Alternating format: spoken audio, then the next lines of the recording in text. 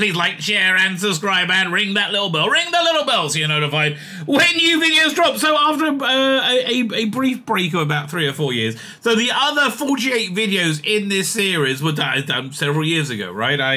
Stuff didn't change, so I figured I would put them out over this 49-day period called Svirata Haomer on Rumble. It's a bit of a Rumble exclusive, even though they're also on YouTube. Thank you for watching, right? Thank you for watching. For some reason, I never did the final day, right? I never did day 49. So, because it was called 48 Ways to Wisdom. So let's do the 49th day, right? Thank you for joining us. So the 48 Ways to Wisdom is 48 ways to be awesome. Essentially, be the best you can be. Go back and look through the rest of these videos. They're like 10 minutes long each, and again, they're like a little guidebook on how to just be the ultimate you, right? That's really the idea. This comes from a codification of Jewish law from about a couple of thousand years ago, called the Mishnah. Yeah, look, in the Mishnah, it's like one word each, right? They were expanded by my Rabbi Noah Weinberg of blessed memory. He was a rabbi who started the rabbinical ceremony called Aish Torah, which I stayed at for about 6-7 years, I think. In the early 90s, meant to stay for a couple of days, ended up staying about 7 years. So anyway, this was his like signature bit, the go-to one. So he did the extra way. The way 49, organize your mind. So we've had a lot of stuff that we've gone over in these 48. We've had 48 things. So essentially, we've gone over. Organize your mind. The human brain is a sophisticated filing cabinet. Organize in order to access that information. Well, this is essentially the what's the word? Mentalists do, right? They're able to like compartmentalize and organize their brain so they can pull out facts very, very quickly, right? By the way, look at the new branding for this, the website. I think it's horrible. I really do. I really don't like it. Imagine an office where paperwork flows each day. The only way everything will be accessible is with a good filing system. You'll search for an urgent document. Frustration builds up. You grasp for information. You cannot find it. It's buried in a pile. Like, this is all a bit dated now, isn't it? Because people don't use filing systems so much anymore. You Google whatever you want to find out. But yeah, listen, they used to teach you this in school, how to find things in a library using the card system. So it's a good thing to be able to do, right? So to a human brain, it's an extremely sophisticated office in which new information is constantly flowing. You've learned many important lessons about living, friendship, spirituality, business, coping with disappointments. I'm not very good at that still. Patience, handling money, etc. It becomes a mass of unmanageable details. Where will you file it? How will you access it in the future? Well, what I do is I teach it over often, and that's the best way to get a grasp of anything.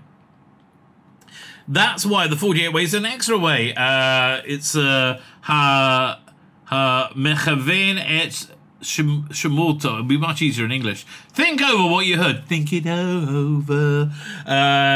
Create a mental filing cabinet. So when you hear a new piece of wisdom, you automatically place it in the correct file, making it available for future use. Wisdom needs to be accessed and applied. And the more organized you are, the more powerful a living you have. That is actually true, right? That is actually true. The more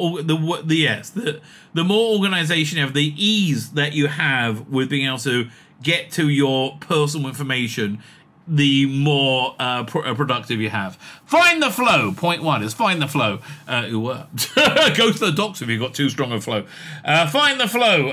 The key to organizing wisdom is develop framework that doesn't turn your mind into red tape bureaucracy. That's a very good point. Always look for a logical flow. For example, when you pick up a book, first thing you do is read through the table of contents. I read the last page, mate. And develop an overall sense of its structure.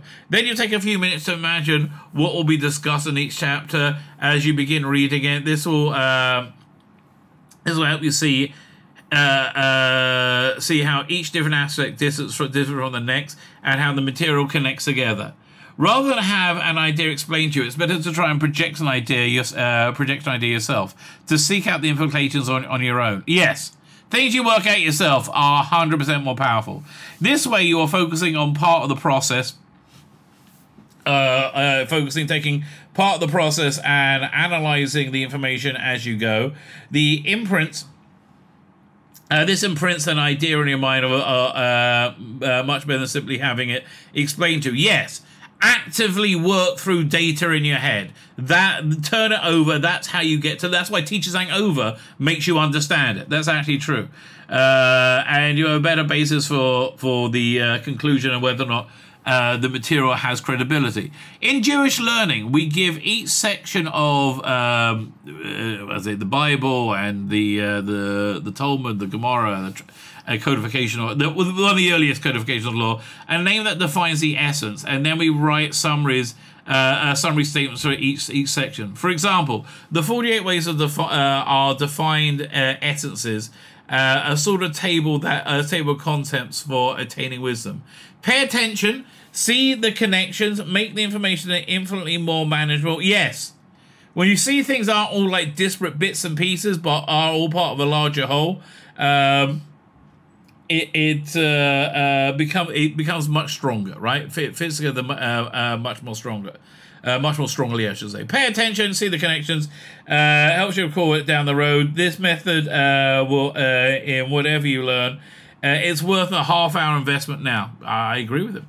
The logical system. Imagine someone who can't balance a checkbook. His desk is piled high with withdrawal and deposit slips, account statements and credit card slips. The impossible to manage is in chaos. So he might as well give up. So too with wisdom for living. Every day that you learn about life, you need to learn about life. And every day you learn about life, and unless you organize it, the isolated pieces of wisdom will discourage and depress you. So I think they're saying take a step back, right? Take a step back. Do this daily, right? Before you go to bed, take a minute. What was my day like? How did my day go, right? What did I learn today? What do I need to take away from? What's the important 5 minutes, 1 minute will change your life. And it really will change your life, but it's hard. You're tired at the time, right? And using a classic system of organization to memorize all in the 613 commandments. It's more like mnemonics. What's the value of memorizing this? It gives you the 613 file folders to place every new piece of wisdom. That's true, actually, right? There's a thing in the religious world called Daf Yomi, right, where the Talmud, which is a very in-depth codification of Jewish law from about 2,300 years ago, right? That's if you learn a page of it 2 sides a day, you finish it in about 7.5 years. It's very, very in-depth. However, there's something called the Mishnah, which this comes from, which is much, much quicker, right? You can learn that probably in about 3 to 4 months with the right system, right? And then once you know that, it's a file folder to place literally everything, right? So yeah, that's why it's a good idea to learn all these different 613 positive and negative commandments from the Old Testament to help you file it. Whatever system you have that works best for you, though, of filing everything about life, you do that, right? Accessible wisdom. You're constantly picking up new information, spending time and money to acquire it. If it's worth carrying, it's worth keeping and using. If you pay $50 for something, you use it. You can tell the story by a Jew. And isn't wisdom more valuable than money? This is so Jewy, really? Okay. Before beginning an important project, open a new file folder to store the information. Basically it's talking about classifications. You have to have a classification for every aspect of life. That's why 613 commandments is a good thing to study, right? One key method is to extract the principal behind the idea. This is a lot easier than memorizing a bunch of details. This is really where Jewish law and American or English case law differs. English case law law depends on cases, whereas Jewish law depends on understand the principles. Memory devices, yes, memory devices are a useful thing, right? Repeat things over and over again, memorizing by rote. If you say something 200 times, you remember it. That's really the bottom line, right? You say something 200 times, you remember it. Unravel its logical flow. It's best when you have a partner. This is why this learning with a partner is really good, because you speak it out to that partner, right? And you've got to organize it in your head and give it over in a way that's intelligible. So then the partner has to accept it and run it through his, and then organize it in their head and say it back to you. That way, you both get a firm idea of what's going on. So which is the better method? Number 2, I don't think they're both. It depends on the person. Using method. Oh yeah, well obviously just memorizing it by rote, but like the simple act of repeating over and over again is very, very valuable, right? Assign a one or two word description for each idea, right? When you have a bunch of ideas. Give one word to each of the ideas that's in a group, and then make a sentence out of it, right? Take the first letter of each concept and make an acronym of the letters. Create an imaginary scene story, this is something I do, in which all concepts appear together. Put your ideas in a song. Never, ever do that, right? I'm not much of a singer, baby. Evaluate and eliminate. If knowledge is power, then forgetting something is the ultimate weakness. We have 2 little gadgets between your shoulders. One is remember button and one is forget.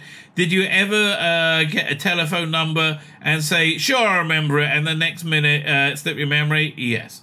Remember, but when the millionaire says, this is my phone number, it's 25 digits, no problem, right? It's about assigning importance to things, right? Like if you assign importance to something when you're first accepting it in your head, it becomes much easier to recall. Smells also work as well, right? If you can, smells really trigger memory. Plans and priorities, a crucial part of organizing your mind to establish priorities. Again, make yourself a 5-minute thing every night before you go to bed. Right? It will change your life. It will change your freaking life. It really will. Do it first thing in the morning and when you wake up. To stem that need to organize your mind, ask yourself questions to see how fast you get answers. For example, if you ask yourself what lesson you've learned about 3 main categories of life. These are between me and myself. What is the purpose of life? What are my goals and dreams? What did how did I arrive at them? What are my talents? What are my virtues? It's basic introspectives. Issues between myself and others, and issues between myself and God, right? So it's basically giving you 3 what's the word?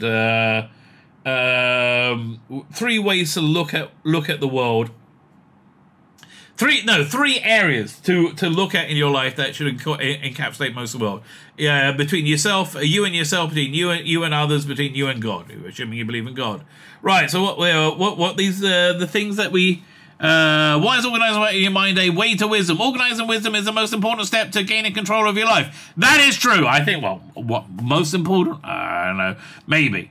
When something interesting comes your way, file it in your mind in a way that you can access it. Yes, try and make things memorable. If you understand what you learn, it remains yours. If it's superficial, it will disappear. Yes, run through it with your head. Speak it out. Speak out as a really. This is why I'm doing this, right? Unless you make a conscious decision to remember. No. Unless you make a conscious decision to remember, you're likely to forget. That is true. If a piece of information is worth gathering, it's worth organizing. Okay, now you're being a bit of a swot. What do you want to achieve in 5, 10, 50 years? Get out of this in one piece. Out of sight, out of mind, review priorities. As long as your head is mixed up, you'll feel the pain or chaos out there. That's also true. Again, systems, creating systems of which you can understand life is very important. Name the pressing the delete button gives you control of your life. Man, if you can delete things that piss you off, that's really good news, right? That really, really is helpful. Know the right time to take out the right knowledge. Master the art of wisdom management, organize and control it, direct it. Unless we organize it properly, what good is it? Well, that is true. That is true. It's just be like a whole confused mess. So that has been the 48 Ways with. This is the 49th Way of Wisdom. So there's not going to be something on tomorrow because the limitations of Rumble, I'm afraid. Rumble won't let me set up live streams two days in advance. I'm going to be offline for the Jewish holiday of Shavuot, which is happening tonight for me. So thank you for that. So Friday, there's not going to be anything. Saturday won't be anything. But Sunday, I'm hoping to start this thing called A Way a Day. Chavetz Chaim, A Way a Day. This is about the laws of speech, about how to have clean interpersonal speech, which will revolutionize your life and hopefully make you happy. That is the goal of everything, right? That is the goal. Join me next year when we'll go over the 48 Ways once again. You know, it's always a good thing to review these over and over again. I will recommend. Thank you for joining me for this series, and join me for the next one starting Sunday. My name is Tzvi Lebetkin, the Rabbi from another planet. Please like, share, and subscribe, and ring that little bell. Ring the little bell so you are notified when new videos drop.